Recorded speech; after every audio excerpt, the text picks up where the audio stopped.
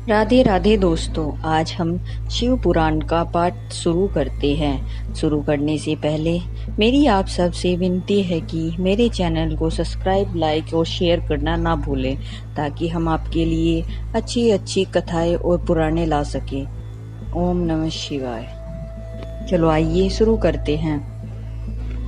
राधे राधे दोस्तों, आपका फिर से स्वागत है मेरे YouTube चैनल राधे श्याम में।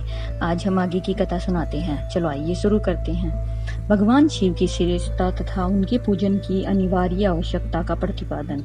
नारद जी बोले, ब्राह्मण प्रजापति, आप धन्य हैं, क्योंकि आपकी बुद्धि भगवान शिव में लगी हुई है।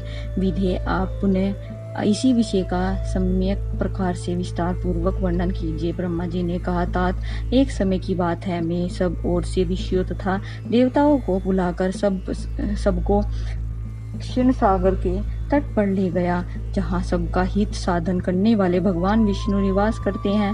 वहाँ देवताओं के पूछने पर भगवान विष्णु ने सबके लिए पूजन की ही श्रेष्ठता बतलाकर यह कहा कि एक मुहूर्त या एक क्षण भी जो शिव का पूजन नहीं किया जाता वही हानि है, वही महान छिद्र है, वही अंधापन है और वही मूर्खता है। जो भगवान शिव की भक्ति में तत्पर है, जो मन से उन्हीं को प्रणाम और उन्हीं का चिंतन करते हैं, वे कभी दुख के भागी नहीं होते। जो समान सौभाग्यशाली पुरुष, मनोहर भव सुंदर आभूषणों से विभूषित स्त्रियां, जितने से मन को संतोष हो, उतना धन, पुत्र, पौत्र आदि संपत्ति, आरोग्य, सुंदर शरीर, अलौकिक प्रतिष्ठित स्वर्गीय सुख, अंत में मोक्ष रूपी फल तथा परमेश्वर शिव की भक्ति चाहते हैं, वे पूर्व जन्म के महान पुण्य से भगवान सदाशिव की पूजा अर्चना में प्रवृत्त होते हैं। जो मनुष्य नित्य भक्ति परायण हो शिव की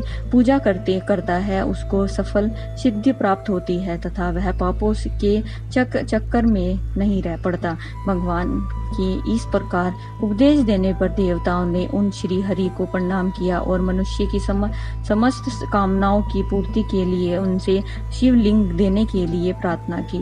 मुनिश्रेष्ठ, उस प्रार्थना को सुनकर जीवों के उद्धार में तत्पर रहने वाले भगवान विष्णु ने विश्वकर्मा को बुलाकर कहा, विश्वकर्मा, तुम मेरी आज्ञा से संपूर्ण देवताओं को सुंदर शिवलिंग का निर्माण करके दो। तब श्री विश्वकर्मा ने मेरी और श्री हरि की आज्ञा के अनुसार उन देवताओं को उनके अधिकार के अनुसार शिवलिंग बना कर दिए। मुनि श्रेष्ठ नारद, किस देवता को कौन सा शिवलिंग प्राप्त हुआ, इसका वर्णन आज मैं कर रहा हूँ, उसे सुनो। इंद्र प्रयाग मणि के बने हुए शिवलिंग की और कुबेर सुवर्णमय शिवलिंग की पूजा करते हैं। धर्म पिता मणिये पुरखराज बने हुए लिंग की तथा वरुण श्याम वर्ण के शिवलिंग की पूजा करते हैं। भगवान विष्णु इंद्र नीलमय तथा ब्रह्म हेममय लिंग की पूजा करते हैं। मुने विश्वेश्वर देव गण चांदी के शिवलिंग की, वसु गण पीतल के बने हुए शिवलिंग की तथा दोनों अश्वनी कुमार पार्थिव लिंग की पूजा करते हैं। लक्ष्मी देवी स्फटिकमय लिंग की, आदित्य गण ताम्य लिंग की, राजा सोम मोती के बने हुए लिंग की तथा अग्निदेव व्रज हीरे के लिंग की उपासना करते हैं। श्रेष्ठ ब्राह्मण और उनकी पत्नियां मिट्टी के बने हुए शिवलिंग का, मायासुर चंदन निर्मित लिंग का और नागगण मूंगे के बने हुए शिवलिंग का आदर पूर्वक पूजन करते हैं। देवी मक्खन के बने हुए लिंग की, योगी जन भस्म में लिंग की, यक्ष गण दधि निर्माण लिंग की, छाया देवी आटे के बने हुए लिंग की और ब्रह्म पत्नी रत्न में शिवलिंग की निश्चित रूप से पूजा करती है। वाणासुर पार्षद या पार्थिव लिंग की पूजा करता है। दूसरे लोग भी ऐसे ही करते हैं। ऐसे शिवलिंग बनाकर विश्वकर्मा ने भिन्न भिन्न लोगों को दिए तथा वे सब देवता और ऋषि उन लिंगों की पूजा करते हैं। भगवान विष्णु ने इस तरह देवताओं को उनके हित कामना से शिवलिंग देकर उनसे तथा मुझ ब्रह्मा से पिनाक पानी महादेव के पूजन की विधि भी बताई। पूजन विधि संबंधी उनके वचनों को सुनकर देव शिरोमणि सहित में ब्रह्मा हृदय से हर्ष लिए अपने धाम में आ गए। मुने वहां आकर मैंने समस्त देवताओं और ऋषियों को शिव पूजा की उत्तम विधि बताई जो संपूर्ण अभिष्ट वस्तुओं को देने वाली है। उस समय मुझ ब्रह्मा ने कहा, देवताओं सहित समस्त ऋषियों, तुम प्रेम परायण होकर सुनो।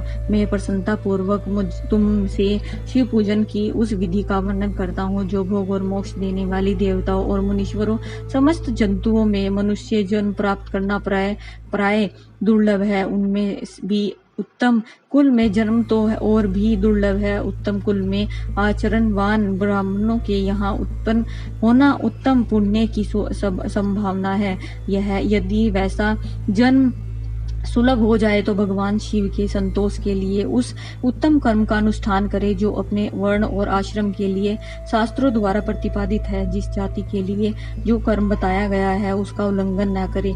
जितनी संपत्ति हो उसके अनुसार ही दान करे। कर्म में सहस्त्रों यज्ञों से तपोयज्ञ बढ़कर है। सहस्त्रों तपोयज्ञों से जप यज्ञ का महत्व अधिक है। ध्यान यज्ञ से बढ़कर कोई वस्तु नहीं है। ध्यान ज्ञान का साधन है, क्योंकि योगी ध्यान के द्वारा अपने इष्ट देव समरस शिव का साक्षात्कार करता है।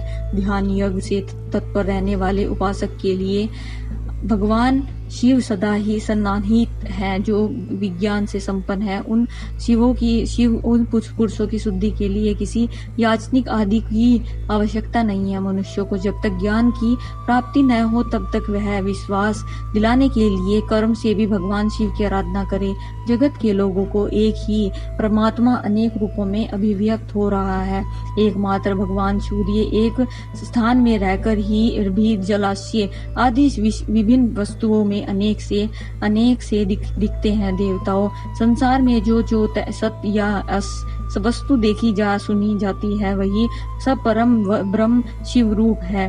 ऐसा समझो। जब तक तब ज्ञान न हो जाए तब तक प्रतिमा की पूजा आवश्यक है। ज्ञान के अभाव में भी जो प्रतिमा पूजा की अवहेलना करता है उसका पतन निश्चय है। इसलिए ब्राह्मणों, यदि यथार्थ बात सुनो, अपनी जाति के लिए जो कर्म बताया गया है उसका प्रयत्न पूर्वक पालन करना चाहिए। जहाँ जहाँ यथावत भक्ति हो उस आराध्य देवता का पूजन आदि अवश्य करना चाहिए, क्योंकि पूजन और दान आदि के बिना पातक दूर नहीं होते। जैसे मेरी कपड़े में से रंग बहुत अच्छा नहीं चढ़ता, किंतु जब उसको धोकर स्वच्छ कर लिया जाता है तब उस पर सब रंग अच्छी तरह चढ़ते हैं।